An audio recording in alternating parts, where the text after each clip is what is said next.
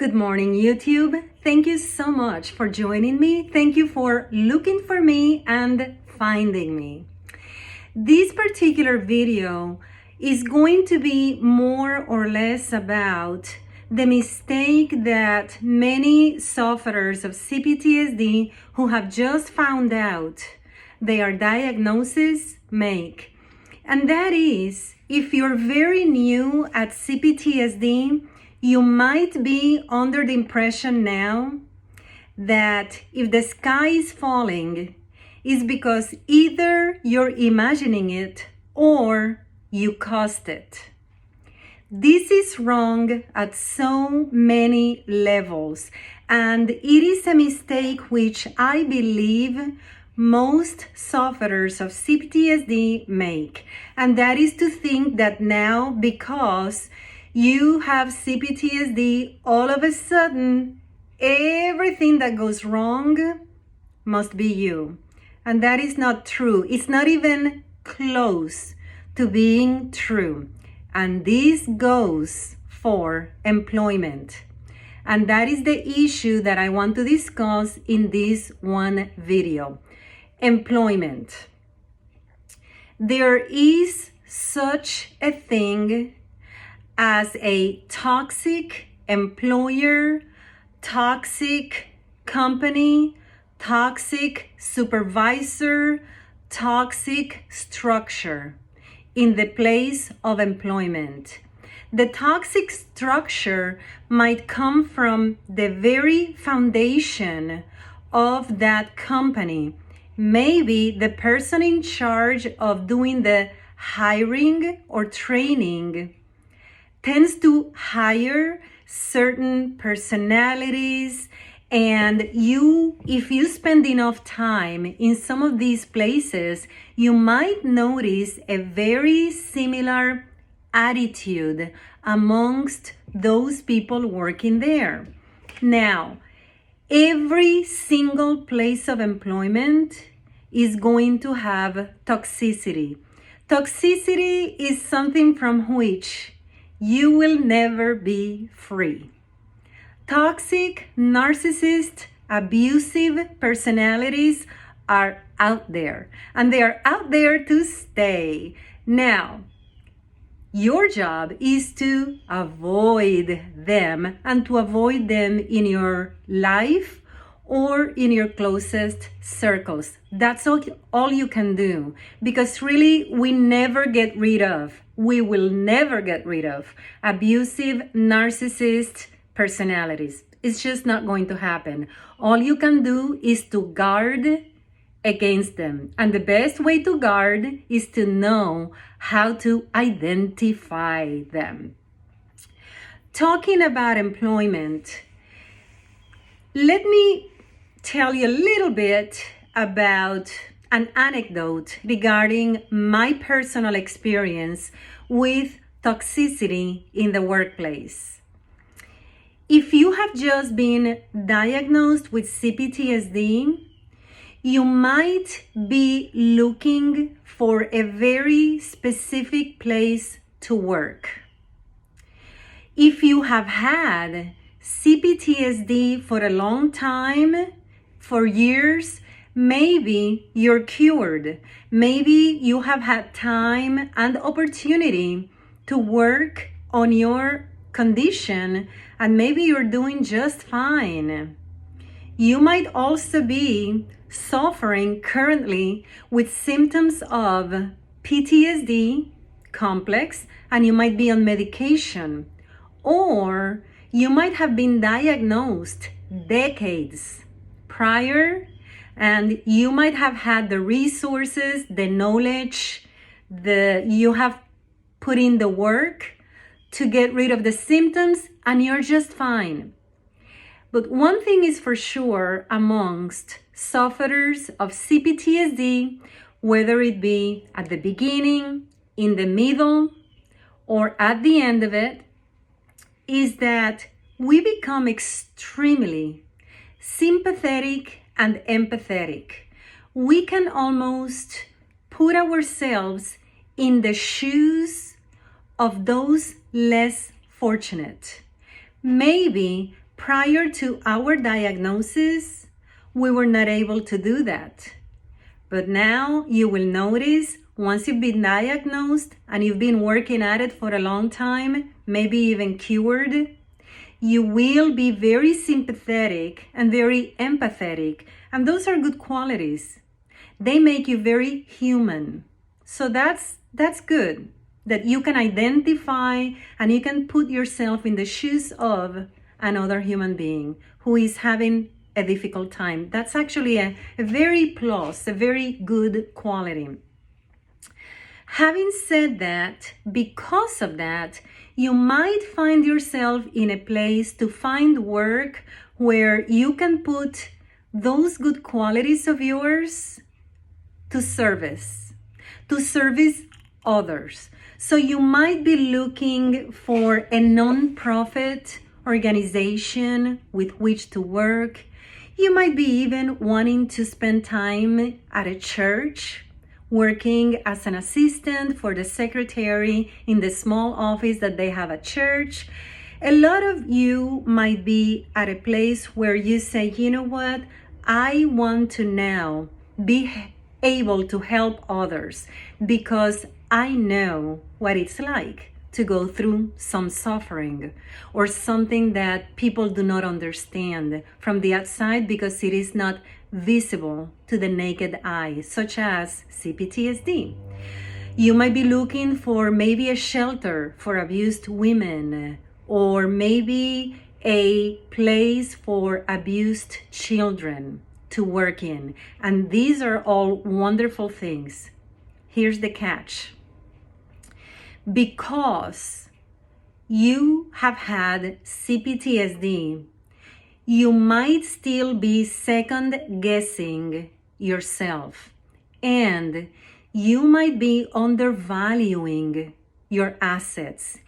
You might be an exceedingly talented, smart individual who happen to have had CPTSD, and you might be undervaluing your skills, your natural talents, the kind of person you really are, just because you really want to extend help to others. And these places, these companies that do that are not necessarily those that pay the most, right? Okay, so here's an example. I worked for one of those places years ago. And I really thought, this is a place where I get to do something that I love, and it is a good cause, and I am helping others. The reputation, the history follow, right? So now you find yourself in this place. So here I am, asked by my immediate supervisor to come in, right? So I start wanting to work, and I am looking for a yellow marker, right? So I cruise the halls, the corridors, looking for a marker, and I'm fishing in there, looking for a marker, when here comes human resources. Let's call her that because I'm not going to be using names, and I will not disclose the name of the company. That's not what I wish to do here. I am trying to teach you about red flags of toxicity. This is not about bashing any particular company or any particular individual, for that matter, in this particular situation. But this is just in general terms so that you get an idea. So as soon as human resources sees me fishing in there, she asks if she could help me. I said, I'm just, in need of a yellow marker. And she says, what is your name? And I give her my name. I say, my name is Lourdes Wright. She says, I am still processing your paperwork, your W-4, your application. I needed to have some papers to sign. As she's saying this, she's sort of walking away. She really doesn't stop and have a conversation with me per se, but she's just sort of saying this and sort of walking towards my immediate supervisor's office. So now I'm thinking, I did find a marker, so I grabbed the marker out of there and I sort of, walked towards my immediate supervisor's office. Now they are talking. Well, one of them is doing the talking, human resources, and then my immediate supervisor, I'm looking at her because the front was all glass. It was not a wall per se, but it was glass. So I could see her sitting at her desk, listening very attentively to everything that human resources was saying to her. Basically, human resources was saying, I am still working on her paperwork. She cannot work today because she's not officially an employee, etc., etc. And my immediate supervisor, I can see her face. She's not liking it, but she's just sitting there and she's just listening and she's just listening. After human resources leaves the office, I'm thinking, what do I do, right? So I go to the correct person because you're supposed to follow the chain of command. So I go to her and I say, what would you like me to do? Because remember, human resources is still processing my documentation. I am not officially an employee yet. So I need to ask. So I'm asking now the correct person. I'm saying, what would you like me to do? Her response would set the tempo for everything else that came after. Her response was, this is almost verbatim as I remember. She motioned with her hand. She went like this. And her words were, whatever human resources, whatever she wants you to do, just do. Sort of like, leave me alone. I am embarrassed. I have to save face. I don't want to be having this conversation. Do what you must. Pretty much, she left it up to me. If I wanted to stay, I stayed. If I wanted to leave, I would leave. This is not very professional for a supervisor to put a new employee in such a position. So I pretty much had to guess, all right, well, if human resources wants me to leave and my immediate supervisor wanted me to stay, I think the better course of action is for me to do what my supervisor is asking me to do, which is to leave because that's what human resources wants me to do. But in reality, I'm not working directly under human resources, am I? I am working under her, and she brought me in and she was expecting me to work on that day, right?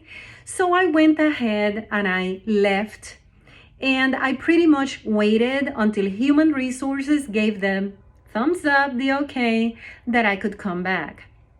And so I was reached finally via email by my immediate supervisor. She says, all the paperwork has gone through and you need to come in at such and such time, whatever day.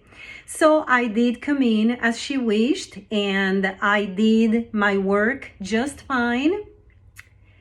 But get this, Saturday and Sundays were my days off. Saturday was my day off. I was not scheduled to work at all.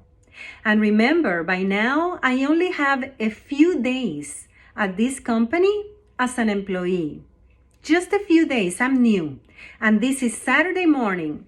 I wake up as usual and I got my robe on and I'm cooking eggs and bacon for me and my husband like I usually do on Saturday mornings, right?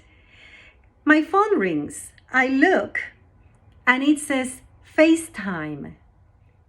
Somebody is expecting me to do a FaceTime with her that Saturday morning. Who was it?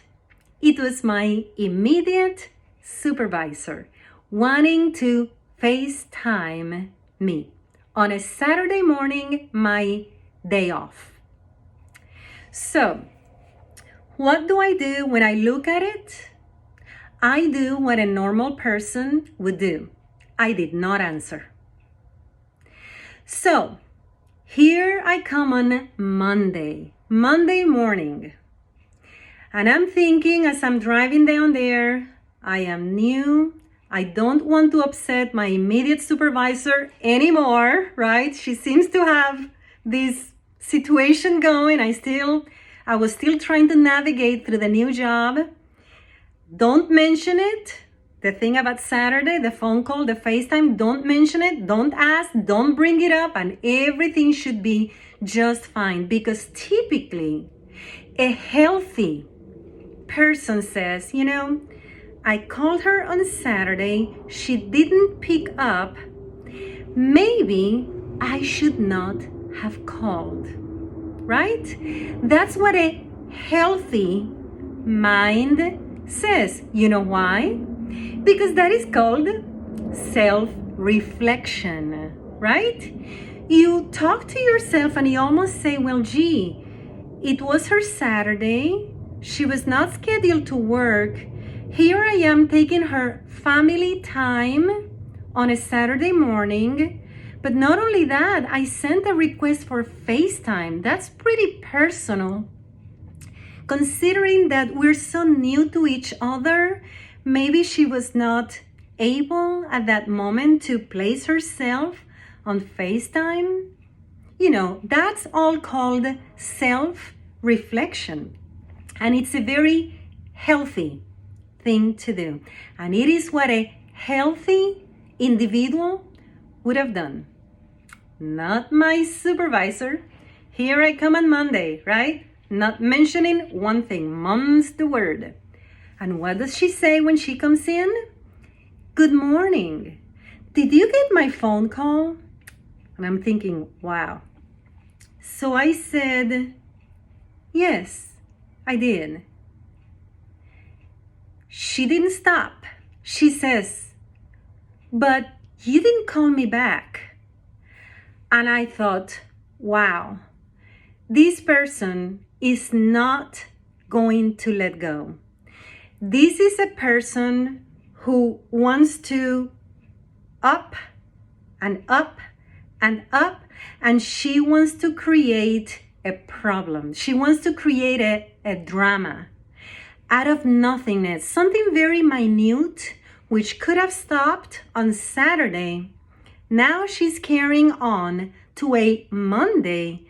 And even if I was honest with her and told her the truth, yes, I received the call, that's not enough for her. Now she wants to know what happened, right?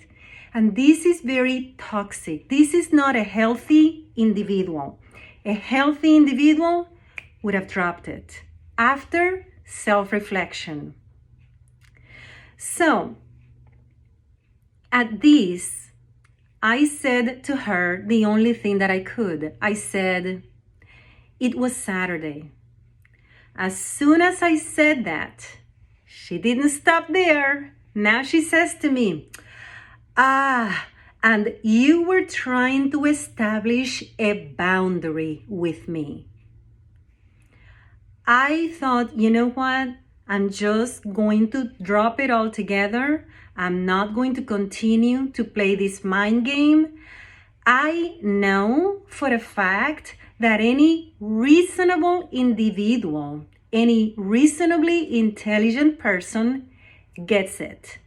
It means you called me on a Saturday, I was off, you wanted FaceTime, no, I didn't answer, no, I didn't want to answer, you trespassed a normal boundary that any employee would have with a supervisor when she is so new in the company and when she is not scheduled to work, but especially FaceTime being such a personal means to communicate with someone else. Typically, there's a little bit more familiarity, right? So she could have self-reflected, but she was not about to do that because this is a very toxic supervisor, right?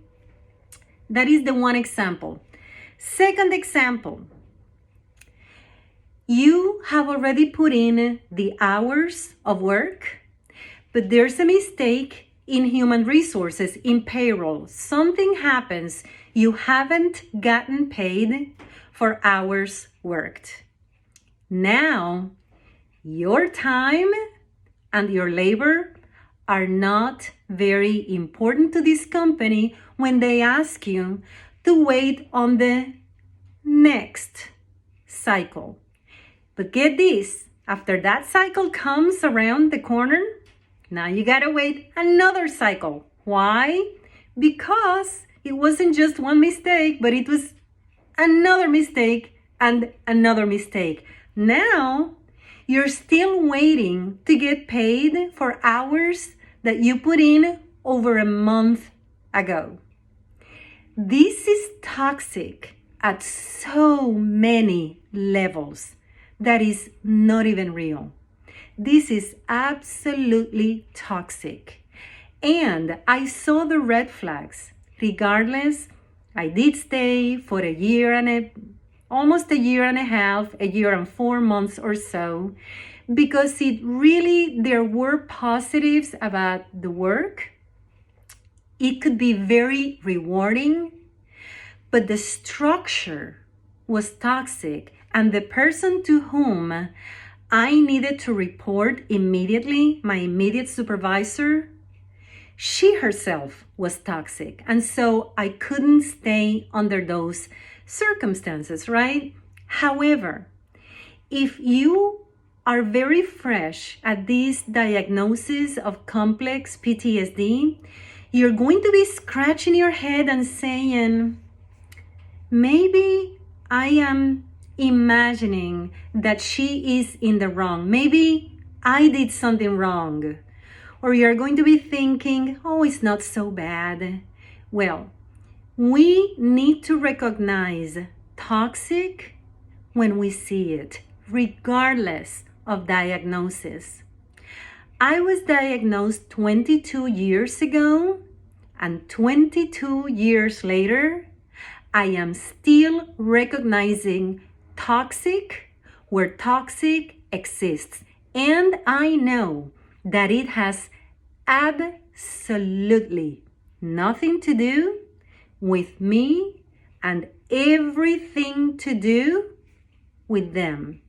Sometimes it is them. Sometimes it is them. If you have CPTSD, I want you to learn to repeat that statement 100 times a day, because sometimes truly it has nothing to do with you or anything wrong that you've done, but it has something to do with the place and the people. That place where you have landed, they breed toxicity. Just like you see toxicity in some families, you will see toxicity in the workplace. And sometimes it is not you, but sometimes it's them. As usual, I have to say I am leaving you for now, but I am bringing another one of my videos. This is a very interesting subject, and I am not going to rest until everyone diagnosed with CPTSD and every person, every adult out there who was abused or neglected as a child has heard me. You have to cut yourself some slack. You have to give yourself a break. The world is a better place because you are in it.